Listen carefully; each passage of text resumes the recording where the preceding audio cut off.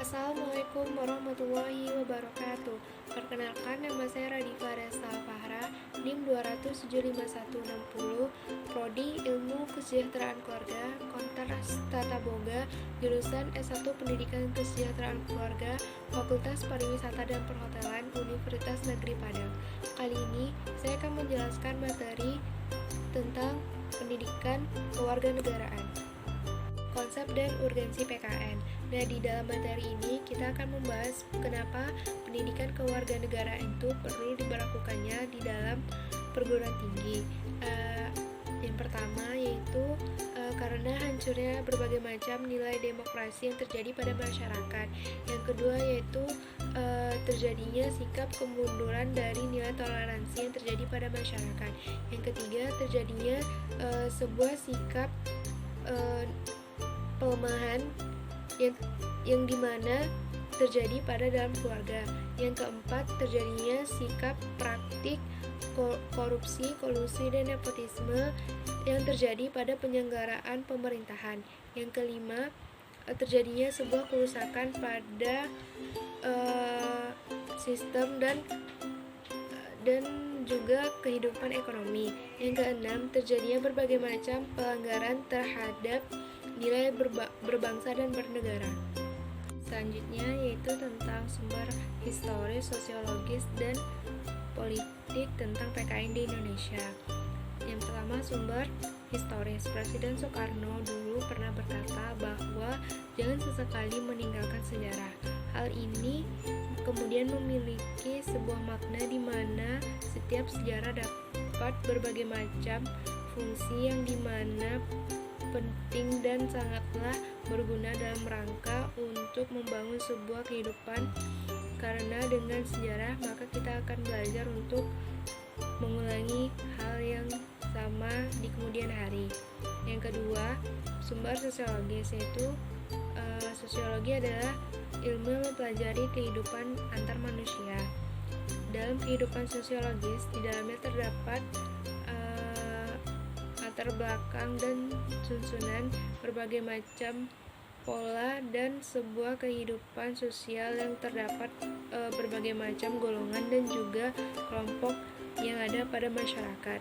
Kemudian di samping itu terdapat pula berbagai macam masalah sosial, perubahan dan juga berbagai macam pembaruan yang dimana terdapat dalam masyarakat. Yang ketiga, sistem politik.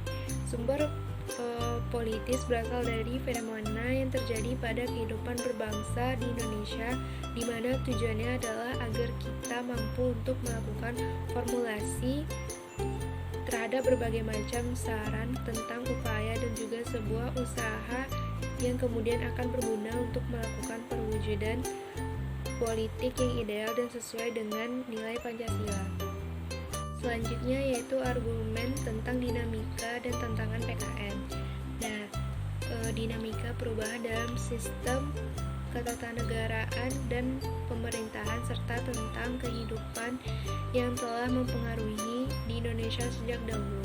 Pendidikan kewarganegaraan pertama kali tahun 1957 dengan nama kewarganegaraan yang isinya sebatas hak dan kewajiban warga negara serta cara-cara memperoleh dan kehilangan status kewarganegaraan. Namun saat muncul Orde Baru, mata pelajaran ini hampir dihilangkan karena tidak sesuai dengan tuntunan perkembangan pada zaman saat itu. Lalu kewarganegaraan berubah menjadi pendidikan moral Pancasila atau PMP, yaitu materi yang sangat dominan di sini adalah mengenai tentang materi P4. Dalam era reformasi, P4 dipermasalahkan substansinya karena tidak memberikan gambaran yang tepat tentang nilai Pancasila sebagai satu kesatuan. Pada saat kurikulum 2019, mata pelajaran ini berubah menjadi nama Pendidikan Pancasila dan Kewarganegaraan, atau yang lebih kita kenal yaitu PPKN, yang dimana kurikulum tersebut menekankan tentang sikap afeksi. Materi yang selanjutnya akan saya bahas mengenai Konstitusi dan Undang-Undang Dasar 1945. Ada beberapa materi pokok yang akan dibahas. Yang pertama mengenai konsep dan urgensi konstitusi dalam kehidupan berbangsa dan bernegara. Nah, konstitusi itu merupakan aturan hukum yang berisi tentang ketentuan bagaimana pemerintah mengatur dan menjalankan. Oleh karena itu, aturan atau hukum yang terdapat dalam konstitusi itu bersifat mengatur hal-hal yang mendasar dari suatu negara. Maka konstitusi dikatakan pula sebagai hukum dasar yang menjadikan pegangan dalam penyelenggaraan suatu negara. Konstitusi juga berfungsi untuk membatasi kekuasaan pemerintah sedemikian rupa sehingga penyelenggaraannya itu tidak bersifat semena-menanya. Dengan demikian diharapkan hak dan warga negara lebih terlindungi lagi. Nah, materi pokok yang kedua yaitu alasan perlunya konstitusi dalam kehidupan berbangsa dan bernegara. Setiap negara harus memiliki konstitusi karena konstitusi merupakan tonggak awal terbentuknya suatu negara. Konstitusi menjadi penyelenggaraan bernegara. Oleh karena itu, konstitusi menempati posisi penting dan strategis dalam kehidupan ketatanegaraan suatu negara. Negara konstitusi tidak cukup hanya memiliki konstitusi, tetapi juga negara tersebut harus menganut gagasan tentang konstitualisme. Selanjutnya, materi tentang sumber historis, sosiologis, politik tentang konstitusi dalam kehidupan berbangsa dan bernegara. Sumber historis. Sejarah merupakan perjuangan dan menegakkan hak-hak dasar manusia sebagai mana terumus dalam dokumen-dokumen sejarah seperti Magna Carta di Inggris, Bill of Rights, dan Declaration of Independence dalam sejarah Amerika Serikat, dan Declaration dos Droits de l'Homme et du Citoyen di Prancis, berujung pada penyusunan konstitusi negara. Namun, Inggris merupakan salah satu negara yang tidak mempunyai konstitusi tertulis, melainkan dalam bentuk lembaran-lembaran yang berasal dari zaman dahulu kala, berupa adat istiadat atau konstitusi tidak tertulis. Konstitusi negara di satu sisi dimaksud yaitu untuk membatasi kekuasaan penyelenggaraan negara, dan di sisi lain untuk menjamin hak-hak dan dasar warga negara. Selanjutnya yaitu sumber sosiologis. Nah, konstitusi dibuat untuk membatasi kekuasaan pemerintah agar tidak sewenang-wenangnya, sehingga menjamin hak-hak warga negara. Namun, Abdur Rahmin mengemukakan kekuasaan secara sosiologis adalah kemampuan untuk mempengaruhi pihak lain agar mengikuti kehendak pemegang kekuasaan, baik dengan sukarela maupun dengan terpaksa. Sedangkan kewenangan adalah kekuasaan yang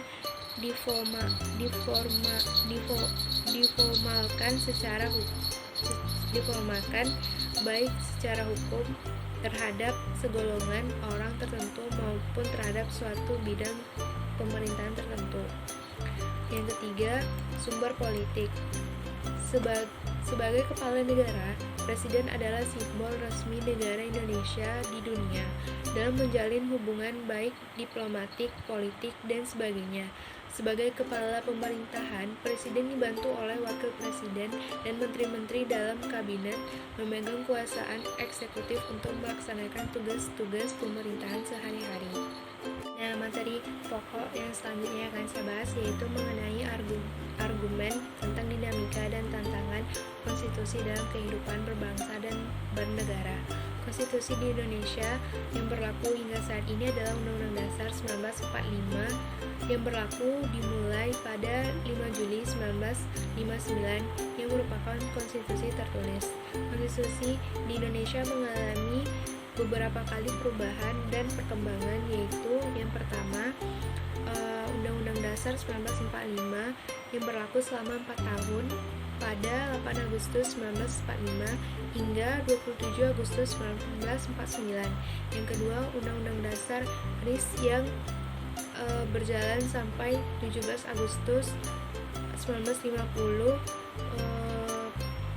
yaitu perubahan singkat dilatar belakangi oleh agresi militer Belanda yang mengharuskan mengubah bentuk negara dari presidensial menjadi parlementer, yang menyebabkan Presiden Soekarno sebagai kepala negara bukan sebagai pemerintahan. Materi selanjutnya akan saya bahas mengenai esensi dan urgensi konstitusi dalam kehidupan berbangsa dan bernegara. Setiap konstitusi memiliki beberapa peran. Yang pertama, untuk memberikan pembatasan dan pengawasan terhadap kekuasaan politik. Yang kedua, untuk membebaskan kekuasaan dari kontrol mutlak penguasa.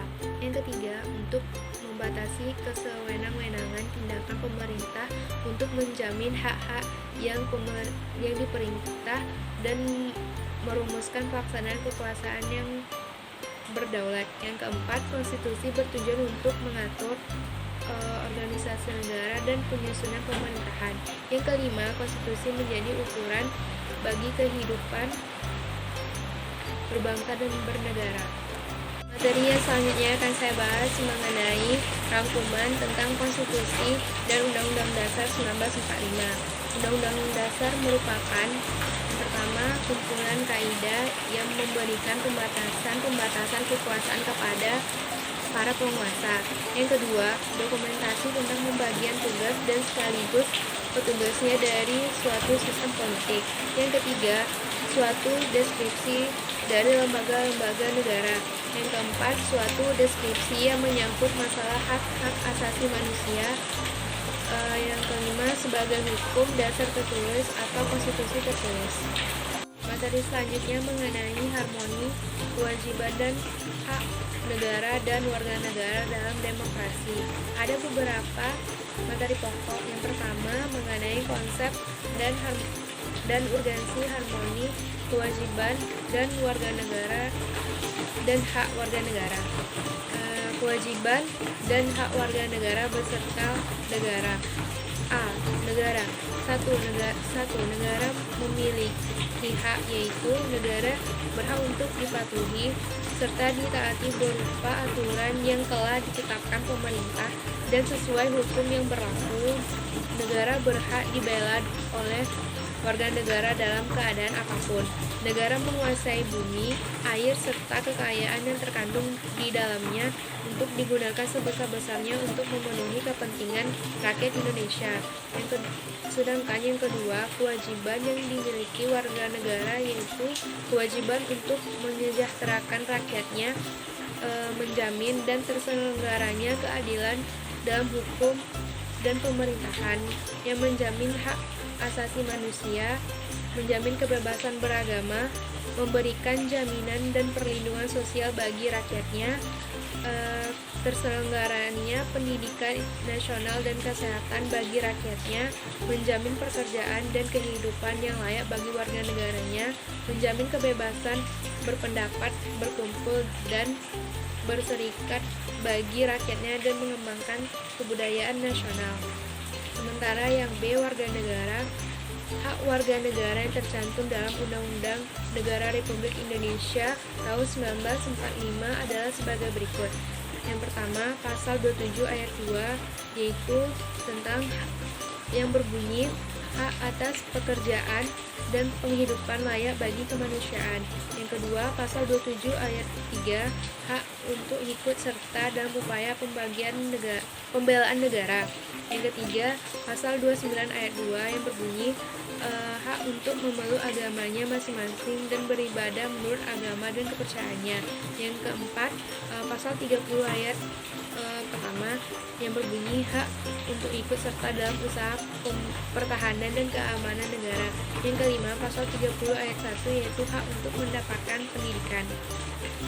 Kewajiban warga negara tercantum dalam Undang-Undang Negara Republik Indonesia tahun 1945 adalah sebagai berikut. Yang pertama, pasal 27 ayat 1 yang berbunyi wajib menjunjung hukum dan pemerintahan kita dengan asas persamaan kedudukan dengan tidak ada kecualinya.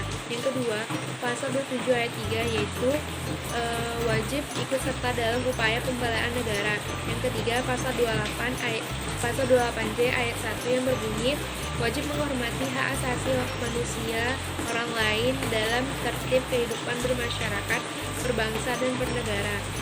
Yang keempat, pasal 28J ayat 2 yaitu tunduk kepada pembatasan yang ditetapkan dengan undang-undang dengan maksud menjamin pengakuan serta penghormatan atas hak dan kebebasan orang lain.